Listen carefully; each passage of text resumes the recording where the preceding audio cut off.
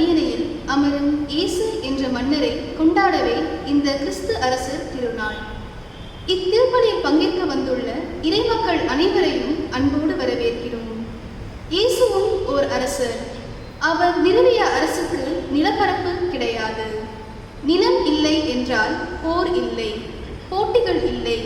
இதை பாதுகாக்க கோட்டை தேவையில்லை, கொத்தளங்கள் தேவையில்லை, படைபலம் தேவையில்லை, உயிர்பலி தேவையில்லை, எதுவுமே தேவையில்லை. ஆம், இயேசு கொணர்ந்த அரசுக்கு எதுவுமே தேவையில்லை. இறைவன் ஒருவரே தேவை, வேறெதுவுமே தேவையில்லை என்று சொல்லக்கூடிய மனங்கள் மட்டுமே இந்த அரசுக்கு சொந்தமான நிலம். அத்தகைய மனங்களில் தந்தையை அரியணை ஏற்றுவதுதான் இயேசுவின் முக்கிய பணி. அந்த அரசருக்கு முன் நிற்க, முக்கியமாக அவரது வலது பக்கம் நிற்க நாம் தகுதியுள்ளவர்களாய் இருக்கிறோமா? தேவைகள் உள்ள மக்களில் இந்த அரசனின் உருவை கண்டு உதவிக்கரம் நீட்டியிருந்தால் வலது பக்கம் நிற்கும் வாய்ப்பு பெறுவோம். கிறிஸ்து இயேசு வழங்கும் ஆசிரை பெற்றுக்கொள்ள இப்பெருவிழாவில் இறைவனை மனதுருக வேண்டுவோம். இசையினால் இறைவனை புகழ்ந்து பாட அவரது தியாக திருப்பலியில் முழுமையாக பங்கு கொண்டு ஜெபிக்க உதவி புரிகின்ற பாடல் குழுவின் பாதுகாவலியாம் புனித சிசிலியம்மாளின் நாம விழாவை கொண்டாடுகின்ற இவ்வேளையில் நமது பங்கில் உள்ள அனைத்து பாடகக்குழு உறுப்பினர்களுக்காகவும் இத்திருப்பலியில் சிறப்பாக மன்றாடுவோம். அன்புமிக்க சகோதர சகோதரிகளே, கிறிஸ்து அரசருடைய பெருவிழா வழிபாட்டு ஆண்டினுடைய நிறைவு. கடந்த ஓராண்டாக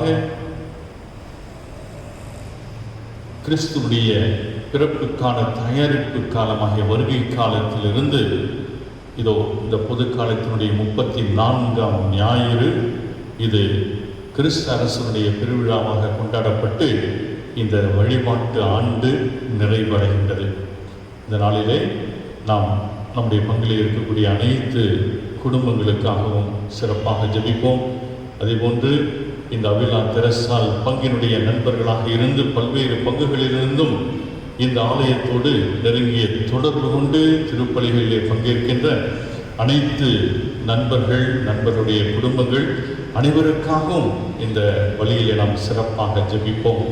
நாம் முன்னுரையிலே கேட்டதை போன்று கிறிஸ்து அரசரின் பெருவிழாவாகிய இதே நாளிலே புனித சிசிலி அம்மனுடைய விழாவையும் தாயாகிய திருச்சபை நினைவு கூறுகின்றது. ஞாயிற்றுக்கிழமையாக இருப்பதாலும் பெருவிழாவான கிறிஸ்து அரசரின் விழாவை கொண்டாடுவதாலும் அது வெகுவாக நினைவு கூறப்படவில்லை என்றாலும் இந்த நாளிலே அனைத்து பாடகர்கள், இசை கலைஞர்கள் அனைவருக்காகவும் இன்றைக்கு நாம் ஜெபிக்க வேண்டும். அதுவும் இறை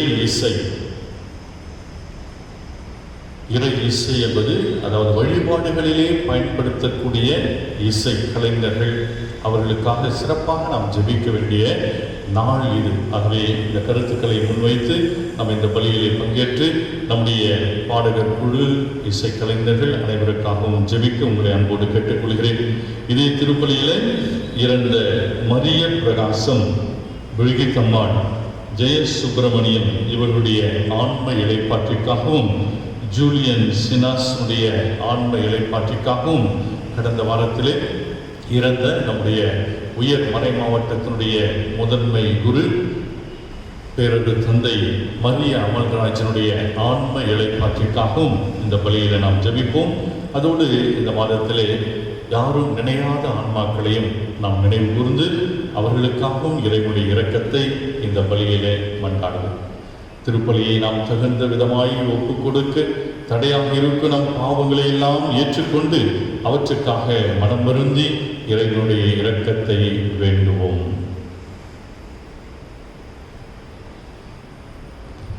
எல்லாம் வல்ல இறைவனிடமும்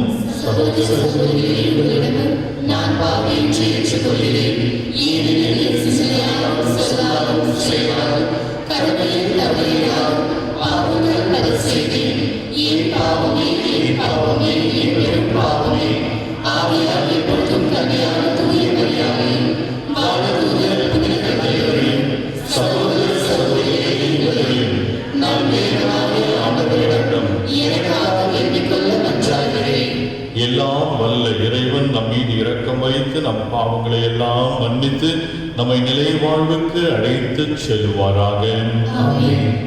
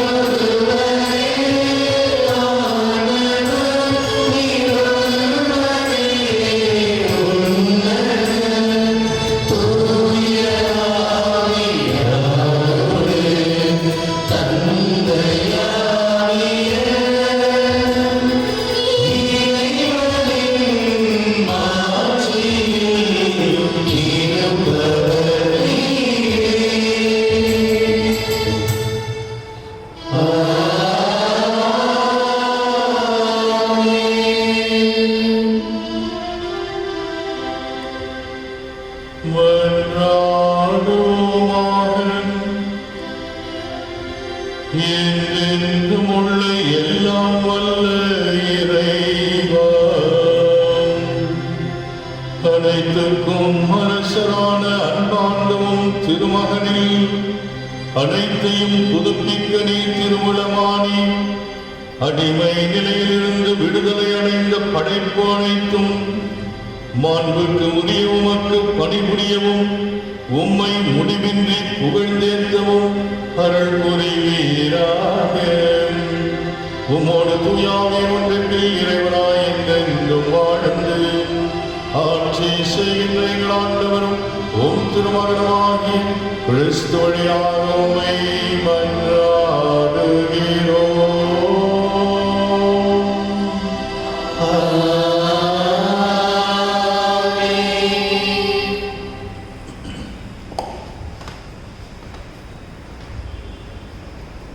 முதல் வாசகம். என் மந்தையே, நான் ஆட்டுக்கிடாய்களுக்கும் வெள்ளாட்டு கிடாய்களுக்கும் இடையே நீதி வழங்குவேன். இறைவாக்கினர் எசேக்கியேல் நூலிலிருந்து வாசகம். 36ஆம் அதிகாரம். உயிருள்ள இறைவசனங்கள் 11-12 மற்றும் 17-17 முடியும். தலைவராகிய ஆண்டவர் இவ்வாறு கூறுகிறார்: நானே என் மந்தையை தேடி சென்று பேணி காப்பேன். ஓர் ஆயன் தன் மந்தையினின்று சிதறுண்ட ஆடுகளை தேடிச் செல்வது போல் நானும் என் மந்தையை தேடி போவேன். மக்கும் மந்தாரமான நாளில் அவற்றை எல்லா இடங்களினின்று மீட்டு வருவேன். நானே என் மந்தையை மேய்த்து இளைப்பாற செய்வேன் என்கிறார் தலைவராகிய ஆண்டவர். காணாமல் போனதை தேடுவேன், அலைந்து திரிவதை திரும்ப கொண்டு வருவேன். காயப்பட்டதற்கு கட்டு போடுவேன், நலிந்தவற்றை திடப்படுத்துவேன். ஆனால் கொழுத்ததையும் வலிமையுள்ளதையும் அழிப்பேன். இவ்வாறு நீதியுடன் அவற்றை மேய்ப்பேன். எனவே தலைவராகிய ஆண்டவர் இவ்வாறு கூறுகிறார்: உன்னை பொறுத்தவரை என் மந்தையை நான் ஆட்டுக்கும் ஆட்டுக்கிடைக்கு ஆட்டுக்கிடாய்களுக்கு வெள்ளாட்டு கிடாய்களுக்கும் இடையே நீதி வழங்குவேன். ஆண்டவர் வழங்கும் அருள்வாக்கு.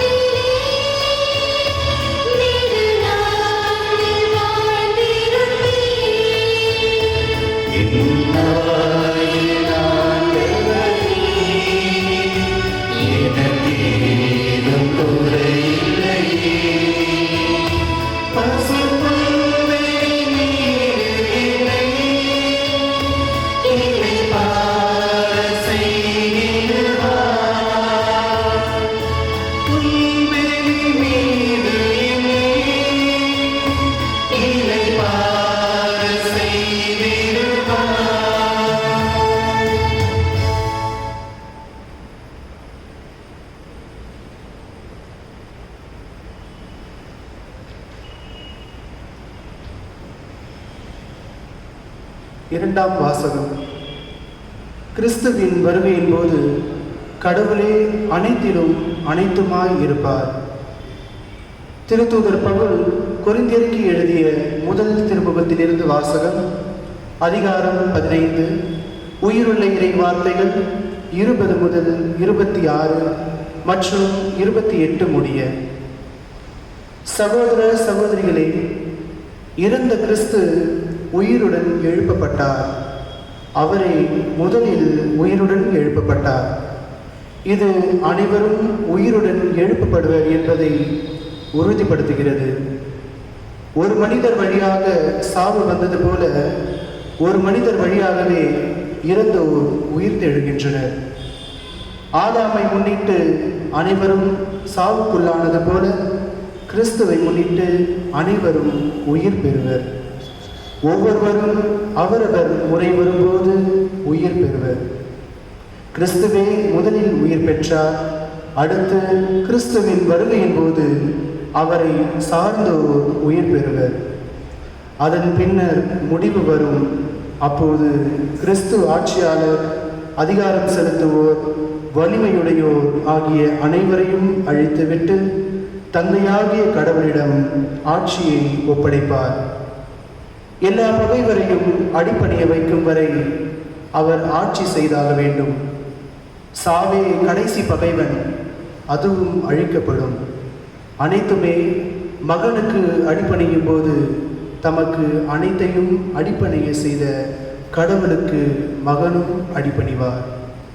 அப்போது கடவுளே அனைத்திலும் அனைத்துமாய் இருப்பார். ஆண்டவரின் அருள்வாக்கு. இறைவனுக்கு நன்றி.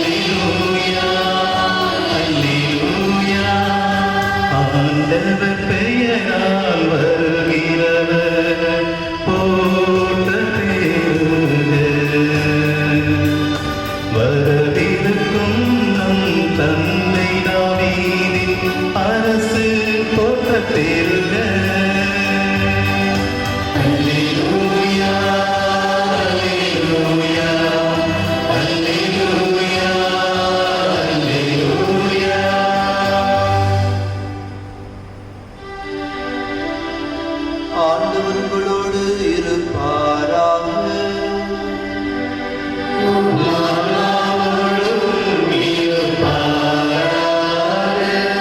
புனித மத்தேயு எழுதிய தூய நற்செய்தியிலிருந்து வாசகம்.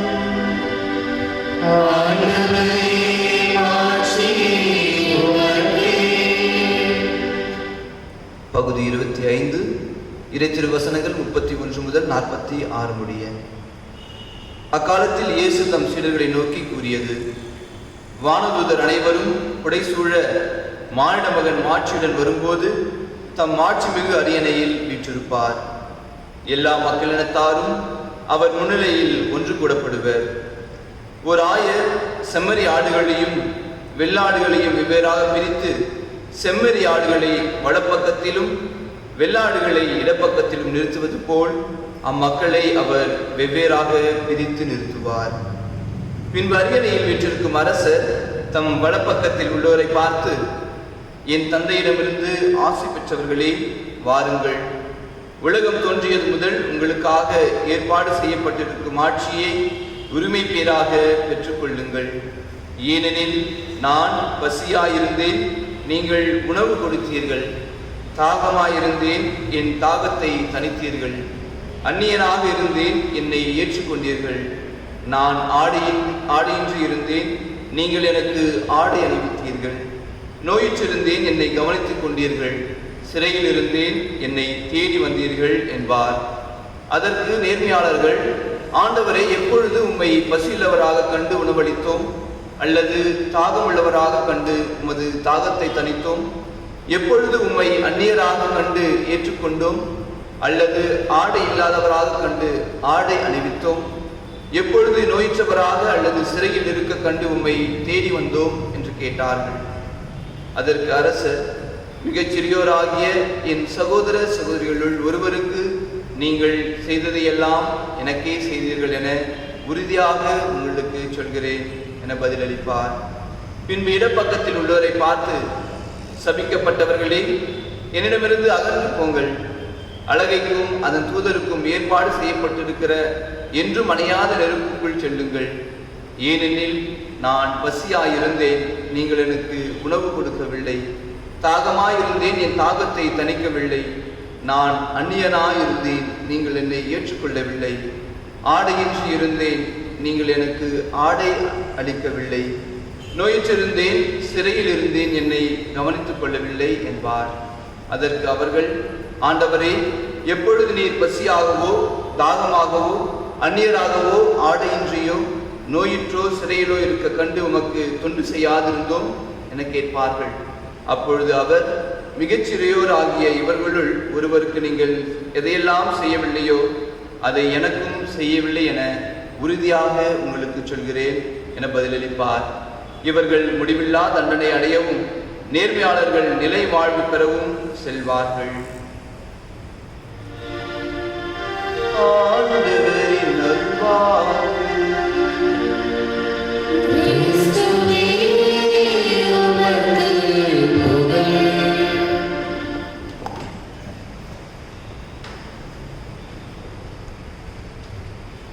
இயேசுவில் பிரியமுள்ள அன்பு சகோதர சகோதரிகளே, இன்றைய ஞாயிற்றுக்கிழமையிலே நாம் கிறிஸ்து அரசர் பெருவிழாவை சிறப்பித்துக் கொண்டிருக்கிறோம்.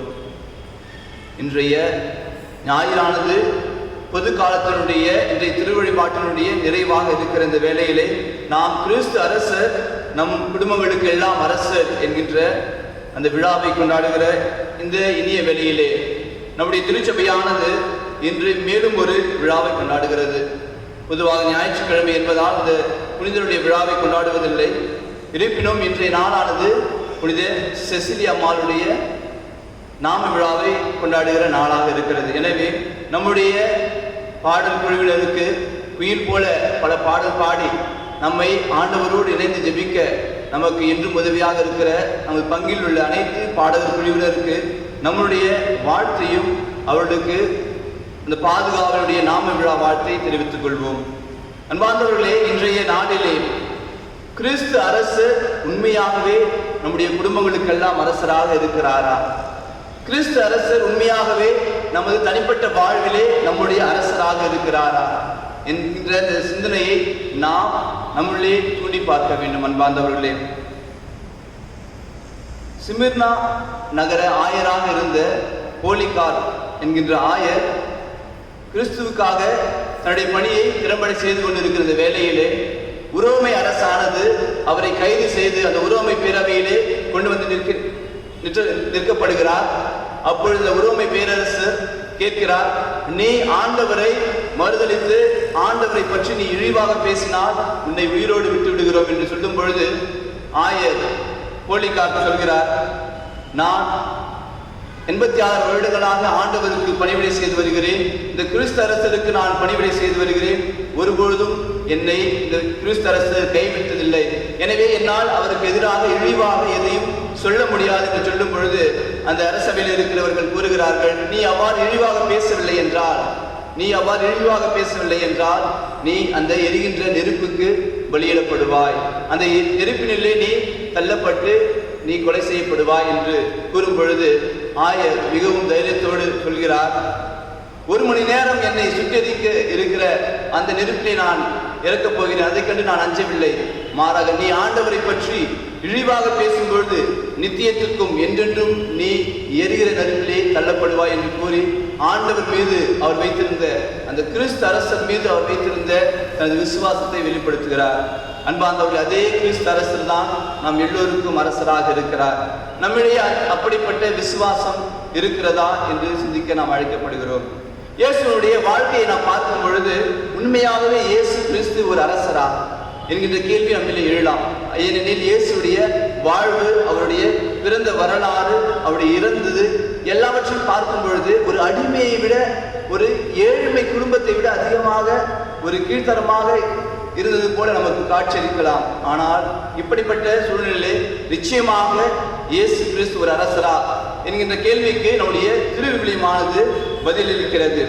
இயேசு கிறிஸ்து உண்மையாகவே அரசர் என்பதை எப்பொழுது நாம் கண்டுகொள்கின்றோம் என்றால், முதலாவதாக அவர் பிறப்பதற்கு முன்னதாகவே இயேசு உண்மையாகவே ஒரு அரசர் என்கின்ற நற்செய்தியை நாம் பெறுகிறோம்.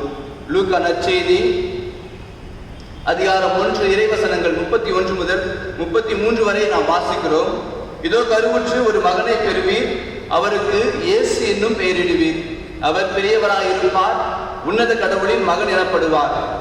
அவருடைய தந்தை தாவீதின் அரியணையை ஆண்டவராகிய கடவுள் அவருக்கு அளிப்பார். அவர் யாக்கோபின் குடும்பத்தின் மீது என்றென்றும் ஆட்சி செலுத்துவார். அவருடைய ஆட்சிக்கு முடிவே இராது. அன்பார்ந்தவர்களே, பொதுவாக அரச குடும்பத்திலே பிறப்பவர்கள் மட்டுமே அரசராக முடியும் என்கின்ற ஒரு முன்னேற்பாடான அந்த நிலைமை, அந்த சிந்தனையானது எப்பொழுதும் இருக்கும். ஆனால் ஆண்டவர் இயேசு கிறிஸ்து பிறப்பதற்கு முன்பாக, அதுவும் வானதூதரால் இவர் ஒரு அரசர் என்று சுட்டிக்காட்டப்படுகிறார். எனவே தன்னுடைய தந்தையாகிய தாவீதுடைய அரியணையிலே அவர் என்றும் வீற்றிருந்து என்றும் ஆட்சி செய்பவராக இருக்கிறார் என்கின்ற முதல் பதிவை நாம் பார்க்கிறோம். இயேசு பிறப்பதற்கு முன்பாகவே இயேசு ஒரு அரசர் என்பதை வானதூதர்கள் கூறுகிறார்கள். இரண்டாவதாக நாம் பார்க்கும் பொழுது மத்தேயு நற்செய்தியிலே 2வது அதிகாரத்திலே 1 முதல் 2 இறைவசனங்கள் சொல்கிறது. இயேசு ஒரு அரசர் என்பதை யார் கூறுகிறார் என்றால் ஞானிகள். பொதுவாக ஞானிகள் என்பவர்கள் எதையும் எளிதாக ஏற்றுக்கொள்ள மாட்டார்கள், எதையும் உண்மை என ஏற்றுக்கொள்ள மாட்டார்கள். எல்லாவற்றையும் ஆய்ந்தறிந்து தெல்ல தெளிந்து பின்புதான் அவற்றை சரி, பின்புதான் அது உண்மை என்று ஏற்றுக்கொள்வார்கள். அப்படிப்பட்ட ஞானிகள் இயேசுவை காண வருகிறார்கள். நாம் பார்க்கிறோம், ஏரோது அரசர் காலத்தில் யூதேயாவில் பெத்லகேமில் இயேசு பிறந்தார். அப்போது கிழக்கிலிருந்து ஞானிகள் எருசலேமுக்கு வந்து, ஞானிகள் அரசராக பிறந்திருக்கிறவர் எங்கே? அவரது விண்மீன் எழக் கண்டோம், அவரை வணங்க வந்திருக்கிறோம் என்றார்கள். அன்பார்ந்தவர்களே, அதுவும் ஞானிகள் பிறந்திருக்கிற இந்த குழந்தையை வணங்க வந்திருக்கிறார்கள். அப்படி என்றால் எப்படிப்பட்ட அரசராக இவர் இருக்க வேண்டும்? அரச மாடு மாளிகையிலே பிறந்த எந்த குழந்தையுமே வணங்கப்படாத பொழுது, அரசனுடைய குழந்தையானது வணங்கப்படாத பொழுது, இந்த குழந்தையானது மாட்டு தொழுவத்திலே பிறக்கிற இந்த குழந்தையை வணங்க வந்திருக்கிறார்கள் இந்த ஞானிகள். அப்படி என்றால் உண்மையாகவே இறைமகன் இயேசு ஒரு அரசர் என்பதை நாம் ஏற்றுக்கொள்ள வேண்டும். அதே போல நாம் நற்செய்தியிலே பல இடங்களில் பார்க்கிறோம். சபேதையுடைய மக்கள், அவர்கள் இயேசுடைய அந்த தாயானது தனது பிள்ளைகளுக்காக பரிந்து பேசுகிறார். ஆண்டவரே, நீர் அரியணையில் வரும்பொழுது என்னுடைய பிள்ளைகளுக்கு ஒருவருக்கு வலதுபுறமும் மற்றவருக்கு இடதுபுறமாக நீர் இடத்தை அளிக்க வேண்டும் என்று பேசுகின்றனர். மேலும் இறுதியாக பார்க்கும் பொழுது இயேசு சிலுவையில் அறையப்படும் பொழுதும் இயேசு ஓர் அரசர் என்பதை இந்த விவிலியமானது நமக்கு எடுத்துரைக்கிறது. அந்த கல்வர்களுக்கு மத்தியிலே நடக்கிற அந்த உரையாடலை நாம் பார்க்கிறோம். அந்த தீய கல்வன், மனமாற கல்வன் இயேசுவை நிந்திக்கும் பொழுது, இயேசுவை வசைபாடும் பொழுது, அப்பொழுது மனமாறிய கல்வன் கூறுகிறார், ஆண்டவரே, நீர் ஆட்சியில் வரும்பொழுது என்னை நினைவு கூறும் என்று சொல்கிறார். ஆக இயேசு கிறிஸ்து அரசர் என்பதை, உண்மையாகவே அவர் அரசர் என்பதை இந்த விவிலியமானது நமக்கு எடுத்து சொல்கிற இந்த வேளையிலே உண்மையாகவே இயேசு கிறிஸ்து நம்முடைய குடும்பத்திலே நம் அனைவருக்கும் அரசராக இருக்கிறார் என்கின்ற கேள்வியை நாம் கேட்க வேண்டும். அன்பார்ந்தவர்களே, பொதுவாக எல்லா அரசர்களுக்கும் ஒரு வடிவமானது, ஒரு உருவமானது அல்லது ஒரு முத்திரையானது இருக்கிறது, ஒரு சிம்பிள் என்று சொல்வார்கள் அவர்களை பற்றி குறிப்பிடுவதற்கு. ஆனால் இயேசுவுக்கு இருந்த ஒரே முத்திரை, இயேசுவுக்கு இருந்த ஒரே அடையாளம் இந்த சிலுவை. சிலுவை மட்டுமே அவருடைய அடையாளமாக இருந்தது. இயேசுவுக்கு நாம் முன்னிலையை வாசித்தது போல இயேசுடைய அரசுக்கு நிலப்புலங்கள் கிடையாது. ஆனால் அந்த அரசிலே எப்பொழுது மகிழ்ச்சியும் அமைதியும் நிலவி கொண்டிருந்தது. அன்பார்ந்தவர்களே, நாம் பார்க்கிறோம், இந்த அரசர்கள், நிலத்திலே வாழ்கிற இந்த மண்ணுலக அரசர்கள், பல அரசர்களை நாம் பார்க்கிறோம். வராட்சியை பார்க்கிறோம். பல அரசர்கள் வந்தார்கள், வென்றார்கள், சென்றார்கள். அவருடைய காலமானது ஒரு குறிப்பிட்ட காலமாகத்தான் இருக்கிறது. ஆனால் ஆண்டவர் இயேசு கிறிஸ்து இந்த நித்திய அரசருடைய காலமானது என்றென்றுமே முடிவுறாமல் தொடக்கத்திலிருந்து இறுதி வரை சென்று கொண்டிருக்கிற ஒரு நிலையான அரசாக இருக்கிறது. இந்த அரசின் கீழே நாம் வாழ அழைக்கப்பட்டிருக்கிறோம். எனவே இந்த வேளையிலே நாம் பார்க்கிறோம், இந்த மண்ணுலக அரசர்கள் எல்லாவற்றையும் தனதாக்கி கொண்டிருக்கும் பொழுதுதான் அவர்கள் அரசர்கள் என்று கருதப்படுகிறார்கள்.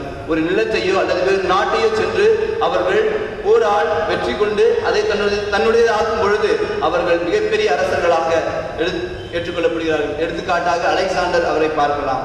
எல்லா அரசையும், எல்லா படைகளையும் வென்று அவர் எல்லாவற்றையும் தனதாக்கும் பொழுது அவர் அரசர் என்று ஏற்றுக்கொள்ளப்பட்டார். ஆனால் இயேசு கிறிஸ்துவோ எல்லாவற்றையும் இழந்த நிலையிலே அவர் அரசராக ஏற்றுக்கொள்ளப்படுகிறார். நாமும் அதை போலதான் ஆண்டவருடைய இந்த கிறிஸ்து அரசருடைய அந்த முன்மாதிரியை பின்பற்றி நம்முடைய வாழ்விலே சிலவற்றை இழக்கும் போது நிச்சயமாக நாம் இந்த இயேசு கிறிஸ்துடைய ஆட்சியின் கீழ் வருவோம். அன்பார்ந்தவர்களே, நாம் பார்க்கிறோம் மார்ட்டின் என்கிற புனிதர் அவர் ஒரு படை வீரராக இருக்கிறார். ஒரு இரவிலே குதிரை மேலே பயணம் செய்து கொண்டிருக்கிறார். அப்பொழுது ஒரு வறியவரை பார்க்கிறார், ஒரு ஏழை பிச்சைக்காரனை பார்க்கிறார். தெருவோரமாக அது மிகவும் ஒரு குளிர்காலமாக இருக்கிறது. அந்த காலத்தில் அப்பொழுது அந்த பிச்சைக்காரன் அவரிடம் ஏதாவது கிடைக்குமா ஐயா என்று கேட்கும் பொழுது அந்த புனிதர் மார்ட்டின் என்கிற அந்த போர் வீரர் சொல்கிறார், ஐயா, என்னிடம் உங்களுக்கு கொடுப்பதற்கு ஒன்றுமில்லை, ஆனால் என்னிடம் இந்த ஒரு துணியை மட்டும் இருக்கிறது. இதை இரண்டாக கிழித்து பாதியை உமக்கும் பாதி நானும் வைத்துக் கொள்கிறேன் என்று சொல்லி பாதியை கிழித்து கொடுத்து விடுகிறார். பின்பு இந்த மார்ட்டின் என்கிற போர் வீரர் சென்று உறங்குகிறார். அப்பொழுது அவருடைய கனவிலே ஆண்டவர் இயேசு கிறிஸ்து அவருக்கு காட்சியளிக்கிறார். அப்போது காட்சியளிக்கும் பொழுது அவர் ஆண்டவர் இயேசு கிறிஸ்து தன் மீது ஒரு சிறிய போர்வையை, கிழிந்த போர்வையை போட்டுக் கொண்டிருக்கிறார். அப்பொழுது இயேசு கிறிஸ்து சொல்கிறார், இந்த போர்வையை என்னவென்று உனக்கு தெரிகிறதா என்று கேட்கும் பொழுது அப்பொழுது மார்ட்டின் என்கிற அந்த போர் வீரர் புரிந்து கொள்கிறார், தான் அந்த ஏழைக்கு கொடுத்த அந்த போர்வையானது பாதியானது இயேசுக்கே கொடுத்தது போல இயேசுக்கே நான் கொடுத்திருக்கிறேன் என்று அப்பொழுது உணர்ந்தார். அன்பார்ந்தவர்கள், இன்றைய இறைவசனங்கள், இன்றைய இறை வார்த்தை அனைத்தும் கூறுவது இதுதான். நம்முடைய அரசர் ஏழை மக்களுக்காக இருக்கிற அரசு. நாம் பார்க்கிறோம், இன்றைய அரசு தன்னுடைய மக்களை மறந்த அரசாக இருக்கிறது. ஏழை மக்களை மறந்த அரசாக, சிறுபான்மையினரை, எளிய மக்களை மறந்த அரசாக இருக்கிற இந்த வேளையிலே இந்த அரசர் எல்லோருக்கும் ஒரு முன்மாதிரியாக இருக்கிறார். எப்படிப்பட்ட அரசர் என்றால் அதிகாரத்தை மையமாக வைத்த அரசர் கிடையாது. நம்முடைய இயேசு கிறிஸ்து அரசர் அதிகாரத்தை மையமாக வைக்கவில்லை. அவர் ஒரு அதிகாரி அல்ல, மாறாக அவர் ஒரு ஆயர். நாம் இன்றைய முதல் வாசகத்திலே பார்க்கிறோம், காணாமற் போன அந்த ஆடை தேடி கண்டுபிடித்து காயப்பட்ட ஆட்டிற்கு ஒரு குணமளிப்பவராக, அந்த காயங்களை ஆற்றுகின்ற ஒரு அரசராக இருக்கிறார். இப்படிப்பட்ட அரசராக தான் நம்முடைய இந்த அரசர்கள் இருக்க வேண்டும் என்று நாம் எதிர்பார்க்கிறோம். ஆனால் அதற்கு முற்றிலும் மாறாக இருக்கிறது நம்முடைய அரசும் இந்த அரசியல்வாதிகளும். அடிப்பட்டவர்களை மேலும் மேலும் அடித்துக் கொண்டு, மேலும் மேலும் அவர்களை நொறுக்கிக் கொண்டு, அவருடைய உரிமைகளை பறிப்பவர்களாக, அவர்களுடைய வாழ்வாதாரங்களை பறித்துக் கொண்டிருக்கிற ஒரு கேடுகட்ட அரசியல்களை, கேடுகட்ட அரசை நாம் பார்த்து கொண்டிருக்கின்ற வேளையிலே உண்மையாகவே இந்த இயேசு கிறிஸ்துடைய ஆட்சியானது, இந்த அரசானது ஒரு ஆயரை போல தனது ஆடுகள் மீது பதிவு கொண்ட அந்த ஆட்சி நம்மிலே, நம்முடைய இந்த சமுதாயத்தில் நில வேண்டும் என்று நாம் ஜெபிக்க வேண்டும். அதே வேளையில் இன்றைய நற்செய்தியிலே கூறுவது போல, எனது சின்னஞ்சிறியோருக்கு நீ செய்த பொழுதெல்லாம் எனக்கே செய்தீர்கள் என்று ஆண்டவர் கூறுகிறார். எனவே இந்த வேளையிலே நாமும் நம்முடைய குடும்பங்களிலே இயேசுடைய இந்த விழுமியங்களை கடைபிடித்து அவருடைய ஆட்சியிலே வாழ்கின்ற நாமும் இயேசுவை போல நமக்கு அடுத்திருக்கிற ஏழை எளியோருக்கு நாம் இறங்கும் பொழுது நம் ஆண்டவருக்கே நாம் செய்கிறோம். நீதிமொழிகள் 17வது அதிகாரம் 19வது இறைவசனம் இவ்வாறாக கூறுகிறது, ஏழைக்கு இறங்கி கடன் கொடுக்கிறவர், ஏழைக்கு இறங்கி மனமிறங்குகிறவர் ஆண்டவருக்கு கடன் கொடுக்கிறார். ஆண்டவர் அதை அவனுக்கு பல மடங்காக திருப்பி தருகிறார். நாம் ஏழைகளுக்கு இறங்கும் பொழுது ஆண்டவரே நமக்கு கடனாளி ஆகிறார். அதை அவர் நமக்கு பல மடங்காக திருப்பி தருகிறார். எனவே அன்பார்ந்தவர்களே, நாம் இயேசுடைய ஆட்சிக்கு கீழ் வர வேண்டும் என்றால் நம்முடைய உள்ளத்திலே இரக்கம் நிறைந்தவர்களாக, பிறர் மீது அக்கறை கொண்டவர்களாக, குறிப்பாக இயேசுடைய அந்த கனவு மக்களாகிய ஏழை எளியோரை நாம் முன்னோக்கும் பொழுது நிச்சயமாக நாம் ஆண்டவருடைய ஆட்சியின் மக்களாக இருக்கிறோம். அதற்காக தொடர்ந்து மன்றாடுவோம். ஆமென்.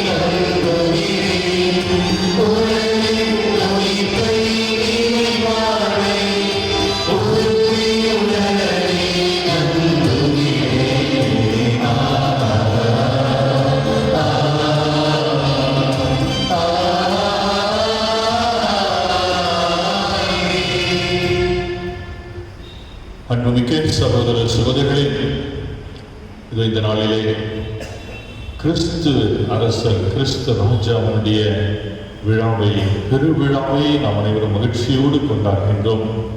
ஆனால் கிறிஸ்து வித்தியாசமான அரசர். அவருடைய அரசாட்சி ஆணவத்தினாலே அதிகாரத்தினாலே கட்டப்படுகின்ற ஒரு ஆட்சி அல்ல, மாறாக அன்பினாலே அமைதியினாலே அருளினாலே கட்டப்படுகின்ற ஒரு ஆட்சி. அந்த ஆட்சிக்கு உட்பட்டவர்களாக வாழ நாம் அனைவரும் அழைக்கப்படுகிறோம். அதற்கு தேவையான வரங்களை நம்முடைய மன்றாட்டுக்களாக எடுத்துச் சொல்லி ஜெபிப்போம்.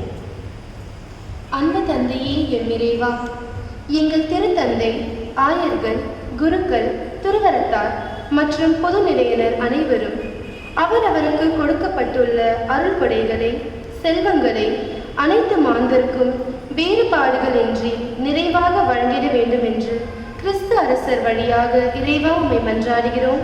எல்லாம் வல்ல இறைவா, எங்கள் மன்றாட்டை கேட்டருளும். நற்செய்தியின் ஒளியே எம் இறைவா, இன்று உலகில் நிகழும் சுயநலம், ஆணவம், அகந்தை, வன்முறை இவைகள் ஒழிந்து உம் இறை அரசின் மதிப்பீடுகளை தம் சொல்லாலும் செயல்களாலும் கிறிஸ்தவர்களாகிய நாங்கள் போதிப்பவர்களாக மட்டும் இருந்து விடாமல் செயற்படும் கிறிஸ்தவர்களாக வாழ்ந்திட வேண்டும் என்று கிறிஸ்து அரசர் வழியாக இறைவா உம்மை மன்றாடுகிறோம். எல்லாம் வல்ல இறைவா, எங்கள் மன்றாட்டை கேட்டருளும். ஏழைகளே, நீங்கள் பேறு பெற்றவர்கள் என்று கூறிய எம் இறைவா, உம் நற்செய்தியை வாழ்வாக்கிய எம் புனித தெரசாவை போன்று நாங்களும் ஏழைகளை வெறும் வேடிக்கை பொருட்களாக பார்த்திடாமல் அவர்களும் எம் சக உடன்பிறப்புகள் என்பதை உணர்ந்து அவர்களின் வாழ்க்கை முன்னேற்றத்திற்கு தேவையான அனைத்து உதவிகளையும் செய்திட வேண்டும் என்று இறைவா உம்மை மன்றாடுகிறோம். எல்லாம் வல்ல இறைவா, எங்கள் மன்றாட்டை கேட்டருளும்.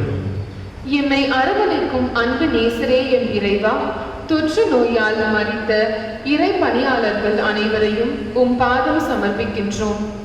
நோயில் போராடும் அனைவரையும் நலமாக்கி உம் பணி சிறக்க அருள் புரியும். யாரும் நினையாத உத்திரைக்கும் தளத்தில் உள்ள ஆன்மாக்களுக்காக மன்றாடுகிறோம். அவர்களை விரைவில் உம் இல்லத்தில் ஏற்றுக்கொள்ள வேண்டும் என்று இறைவா உம்மை மன்றாடுகிறோம்.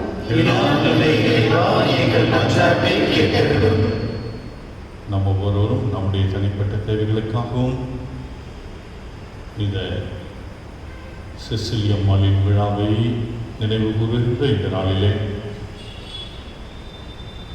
நம்முடைய பங்கிலே இருக்கக்கூடிய 5 ஆடுகள் குழுக்கள், அந்த குழுக்களிலே இருக்கக்கூடிய அனைத்து ஆடுகர்கள், அவர்களை வழிநடத்துகின்ற ஆடுகள் குழுவின் தலைவர்கள், அவருடைய குடும்பங்களுக்காக இறை ஆசிரியரை வேண்டுவோம்.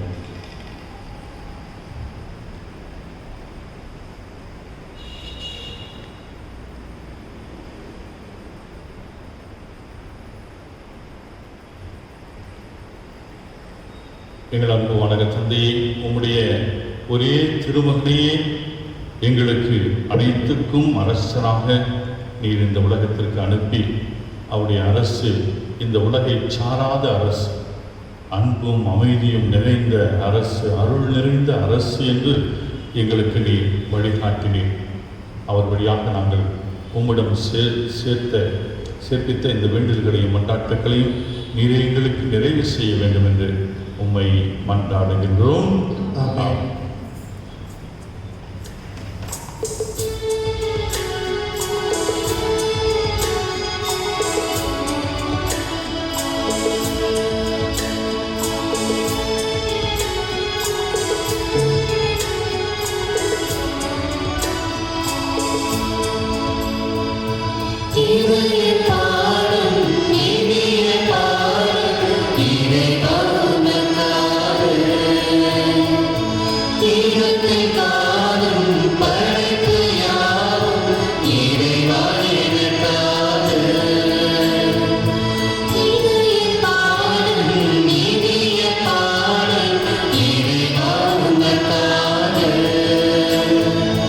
ஈரத்து காலம் படைப்பு யாவும்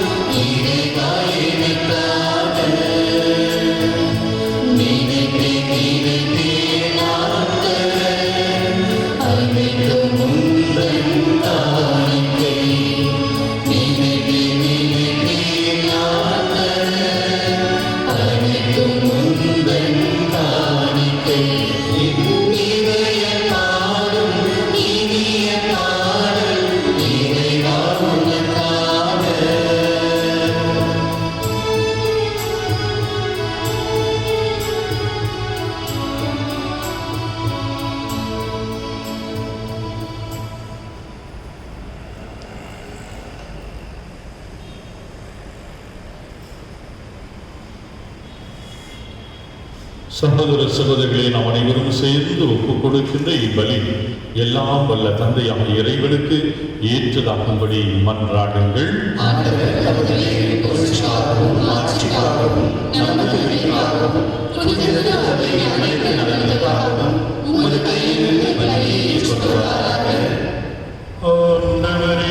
உம்மோடு மனிதரை ஒப்புரவாக்கும் இப்பலி பொருட்களை நாங்கள் உமக்கு ஒப்புக் கொடுத்து உம்மை பணிவுடன் வேண்டுகின்றோம்.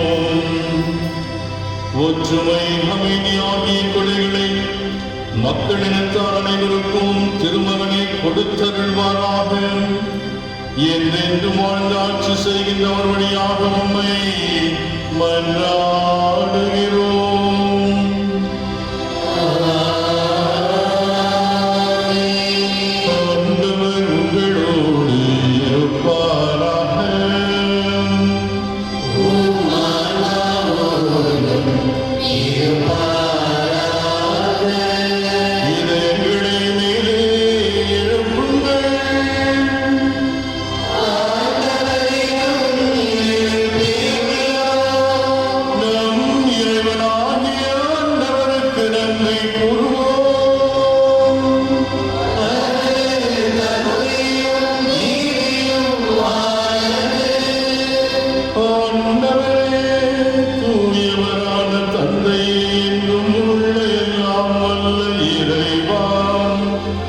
என்னாலும் இவ்விடத்திலும் நாங்கள் உமக்கு நன்றி செலுத்துவது மெய்யாகவே தகுதியும் நீதியும் எங்கள் கடமையும் மீட்புக்குரிய செயலுமாகும். நீரும் உடைய ஒரே பேரான திருமகன் எங்கள் ஆண்டவர் இயேசு கிறிஸ்துவை என்றென்றும் குருவாகவும் அனைத்துக்கும் அரசராகவும் அக்களிப்பின் தைலத்தால் அருட்பொழிவு செய்தீர். இவ்வாறு அமைதி வழங்கும் மாசற்ற பலிப்பொருளாக சிலுவை பீடத்தில் தம்மையே அவர் ஒப்புக் கொடுத்து மனிதருக்கு மீட்பளிக்கும் அருளாங்களை நிறுவினார். படைப்புகள் அனைத்தையும் தமது ஆட்சிக்கு உட்படுத்தி நிலையான அனைத்துலக ஆட்சியை அளவில்லா மாற்றுடைய உமக்கு கையளித்தார். அது உண்மையும் வாழ்வும் ஓங்கும் அரசு, புனிதமும் அருளும் நிறைந்த அரசு, அன்பும் அமைதியும் நிலவும் ஆட்சியும் ஆகும். ஆகவே வானதூதர் முதன்மை வானதூதரோடும் அரியணையில் அமர்வோர் தலைமை தாங்குவோரோடும் வான்படைகளின் அணிகளத்தோடும் சேர்ந்து நாங்கள் ஓடும் ஆட்சியை புகழ்ந்து வாடி முடிவின்றி ஆதரிப்போம்.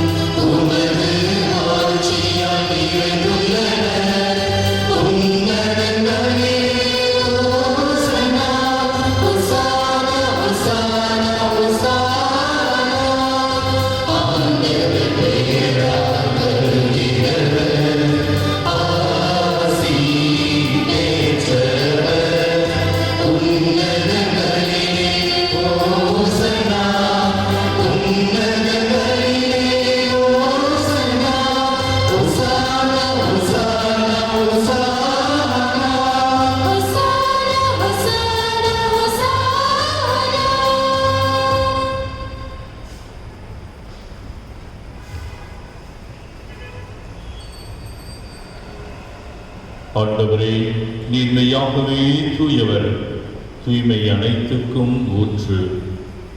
ஆகவே உடைய ஆவியினை பொழிந்து இந்த காணிக்கைகளை தூய்மைப்படுத்த உம்மை வேண்டுகின்றோம். இவ்வாறு எங்கள் ஆண்டவர் இயேசு கிறிஸ்துவின் திருவுடலும் திரு இரத்தமுமாக எங்களுக்கு இவை மாறுவனவாக. அவர் பாடுபட மனமு வந்து தம்மை கையளித்தவாறு அப்பத்தை எடுத்து நன்றி செலுத்தி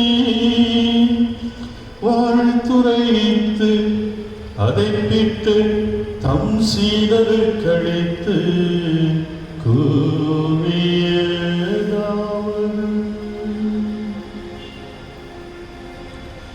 அனைவரும் இதிலிருந்து பெற்று உண்ணுங்கள்.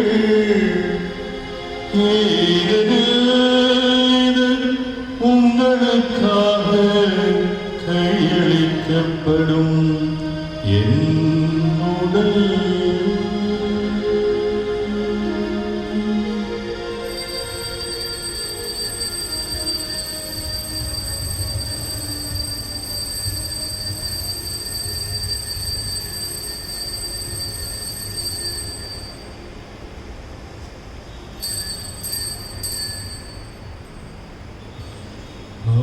வண்ணமே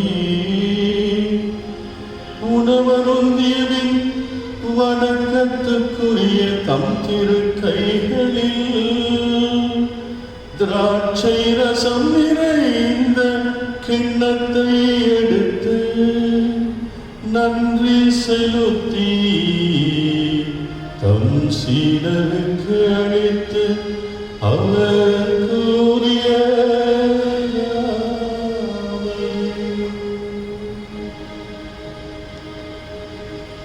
அனைவரும் இதிலிருந்து பெற்று பருகுங்கள். ஏனெனில் இது புதிய நிலையான உடன்படிக்கைக்குரிய என் இரத்தத்தின் கிண்ணம்.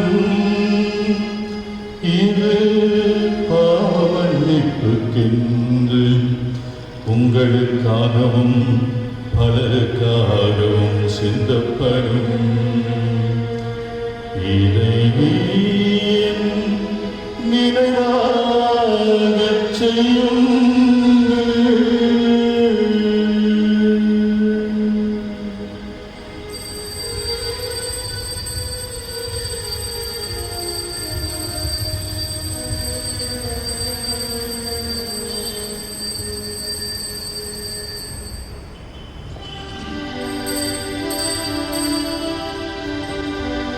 நம்பிக்கையின் மறைபொருள்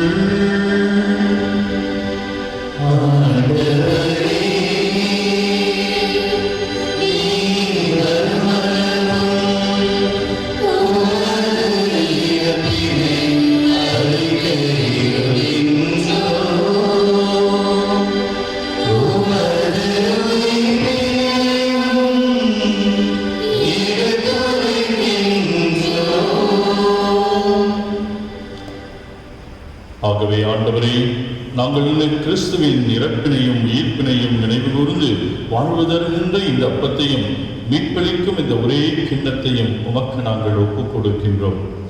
உம் திருமுனை நின்று உமக்கு ஊழியம் புரிய தகுந்தவர்கள் என்று எங்களை நீர் அழைத்து ஏற்றுக்கொண்டீர். எனவே நாங்கள் உமக்கு நன்றி செலுத்துகிறோம். மேலும் கிறிஸ்துவனுடைய உடலிலும் இரத்தத்திலும் பங்கு கொள்ளுகின்ற எங்களை தூய ஆவியானவர் ஒன்று சேர்க்க வேண்டுமென உம்மை தாழ்மையாய் வேண்டுகிறோம். ஆண்டவரே, உலகெங்கும் பரவியிருக்கும் உமது திரு அவையை நினைவு கூர்ந்தருளும். எங்கள் திருத்தந்தை பிரான்சிஸ், எங்கள் பேராயர் ஜார்ஜ் ஆண்டனி சாமி, எல்லா திருநிலையினர் ஆகிய அனைவரோடும் உமது திரு அவை அன்பில் நிறைவேறச் செய்தருளும். மேலும் உயிர்களும் எதிர்நோக்குடன் துயில்களும் எங்கள் சகோதரர் சகோதரிகளையும் இறந்தோர் அனைவரையும் இரக்கத்துடன் நினைவு கூர்ந்து உமது திருமுக ஒளியினுள் ஏற்றருளும். எங்கள் அனைவர் மீதும் இரக்கமாயிரம். கடவுளின் கன்னித்தாயான புனித மரியா, அவருடைய கணவரான புனித யோசேப்பு, புனித திருத்தூதர்கள், எங்கள் பங்கின் பாதுகாவலியான புனித அவிலாத்திரை சும்மான், இவ்வுலகில் உமக்கு உகந்தவராக இருந்தோர் ஆகிய புனிதர்கள் அனைவருடனும் நாங்கள் நிலை வாழ்வில் பங்கு கொள்ளும் தகுதி பெற்று திருமகன் இயேசு கிறிஸ்து வழியாக உம்மை புகழ்ந்தேற்கும் வரமருள உம்மை மன்றாடுகிறோம்.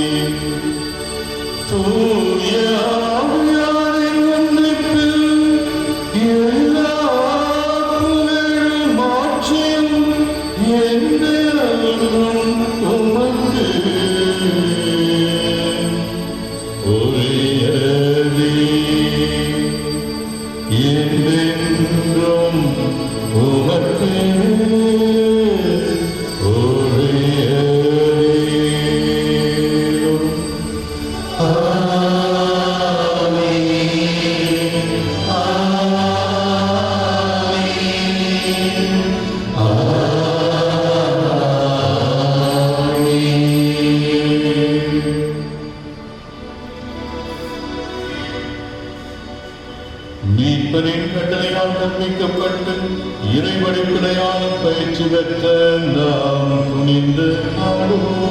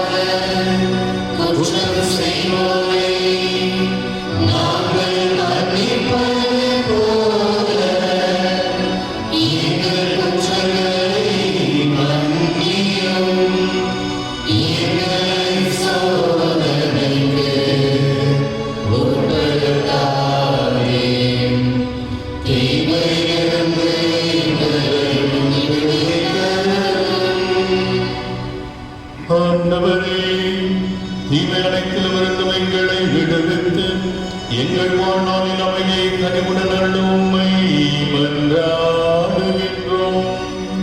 உமது இரக்கத்தின் உதவியால் நாங்கள் பாவத்திலிருந்து எப்போதும் விடுதலை பெற்று யாதொரு கலக்கமுமின்றி நலமாயிருப்போமாக.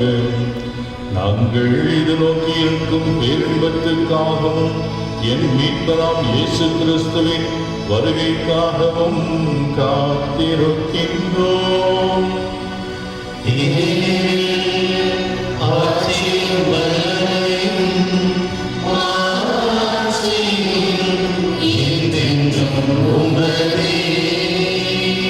ஆண்டவரே இயேசு கிறிஸ்துவே, அமைதியை உமக்கு விட்டுச் செல்கின்றேன், என் அமைதியை உங்களுக்கு அளிக்கின்றேன் என்று உம் திருத்தூதர்களுக்கு மொழிந்தீரே. எங்கள் பாவங்களை பாராமல் உமது திரு அவையின் நம்பிக்கையை கண்ணோக்கி உமது திருவுளத்துக்கு ஏற்பதற்கு அமைதியும் ஒற்றுமையும் அளித்தருள்வீராக. என்றென்றும் வாழ்ந்து ஆட்சி செய்கின்றவர் நீரே.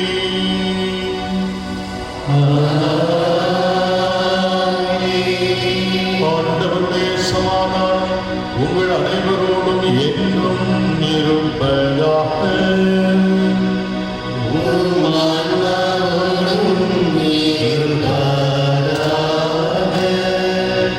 கிறிஸ்து அரசு தருகிற நிலையான அமைதியை ஒருவர் மற்றவரோடு பகிர்ந்து கொள்வோம்.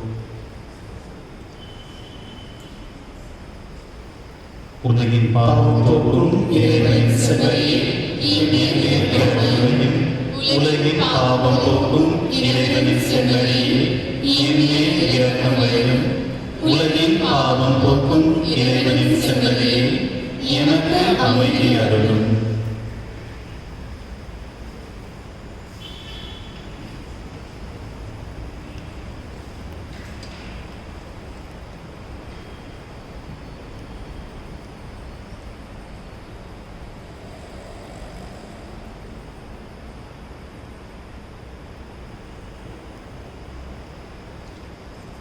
ஆண்டவரே இயேசு கிறிஸ்துவே, நாங்கள் உட்கொள்ளும் திருவுடலும் இரத்தமும் எங்களை நீதி தீர்ப்புக்கும் தண்டனைக்கும் உள்ளாக்காமல் உமது பரிவிரக்கத்தால் எங்கள் மனதுக்கும் உடலுக்கும் பாதுகாப்பாகவும் நலமளிக்கும் அருமருந்தாகவும் அமைவனவாக.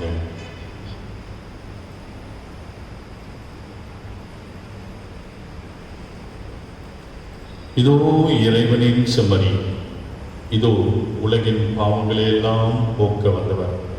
இவரை அனைத்துலகின் அரசராக தன்னுடைய அரசாட்சியை எளிமையான முறையில் அருள் நிலையின் ஆட்சியாக அமைத்தவர்.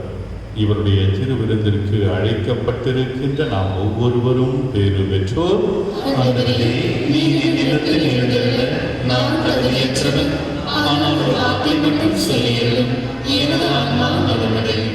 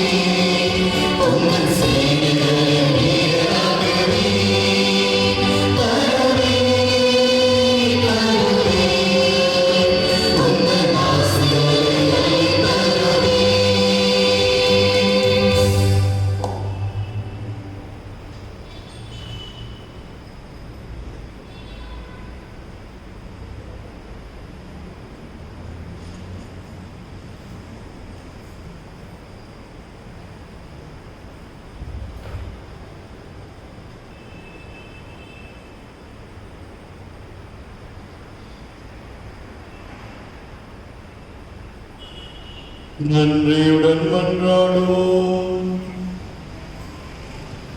ஆண்டவரே, சாகாவரம் தரும் உணவை உட்கொண்டுள்ள நாங்கள் உம்மை வேண்டுகின்றோம். அனைத்துக்கும் அரசராம் கிறிஸ்துவின் கட்டளைகளுக்கு கீழ்ப்படிவதில் பெருமை கொள்ளும் நாங்கள் அவருடைய விண்ணகாட்சி அவரோடு என்றென்றும் வாழ ஆற்றல் பெறுவோமாக. என்றென்றும் வாழ்ந்து ஆட்சி செய்கின்றவர் வழியாக உம்மை மன்றாடுகிறோம்.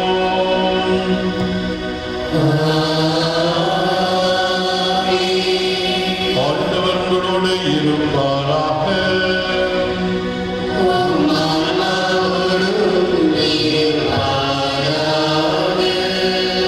எல்லாம் வல்ல இறைவன் தந்தை மகன் தூயாவி உங்கள் அனைவரையும் ஆசீர்வதிப்பாராக.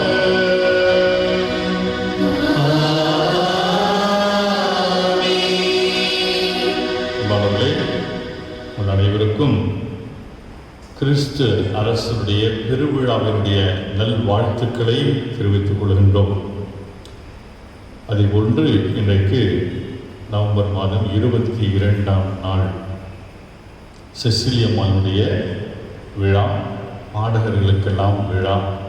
இன்றைக்கு அவர்களுக்காக நாம் ஜெபித்திருக்கிறோம். பாடகர்கள், இசைக்கலைஞர்கள் ஆகிய இவர்கள் அனைவருக்கும் இன்றைக்கு நாம் திருவிழாவினுடைய புனித செசிலியம்மாளுடைய திருவிழாவின் வாழ்த்துக்களை தெரிவித்துக் கொள்கிறோம். பாடகர் குழுவினருக்கு சிறப்பாக நம்முடைய வாழ்த்துக்கள். ஒரு சிலர் சொல்லுவீங்க, நாங்கள் குளிக்கும்போது பாத்ரூமில் தான் எங்களுக்கு பாட்டு வருது. சரி, உங்களுக்கும் தான் திருவிழா இன்றைக்கு. ஆக உங்களுக்கும் வாழ்த்துக்களை தெரிவித்துக் கொள்கிறேன். தொடர்ந்து நம்முடைய பாடகர் குழுக்களுக்காக, குழுவில் இருக்கக்கூடிய அனைவருக்காக அவர்கள் செய்கின்ற தியாகங்கள் பல மணி நேரம் அவர்கள் தங்களை பயிற்சி பெறுகிறார்கள், தயாரிக்கிறார்கள். ஆகவே தான் நம்முடைய வழிபாடுகள் எல்லாம் சிறப்பாக அர்த்தமுள்ள விதத்தில் அமைகின்றன. ஆகவே அவர்களுக்கு மீண்டும் ஒரு முறை நம்முடைய நன்றிகளையும் வாழ்த்துக்களையும் தெரிவித்துக் கொள்கின்றோம். இறையாட்சியின் மக்களாக வாழ சென்று வாழுங்கள், திருப்பலி நிறைவேறிற்று.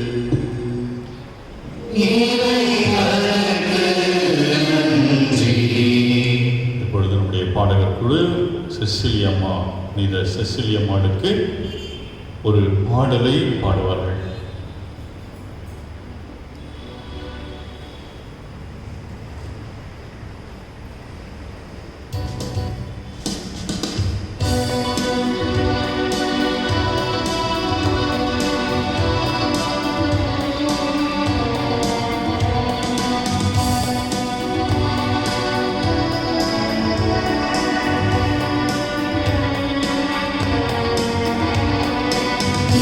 இசை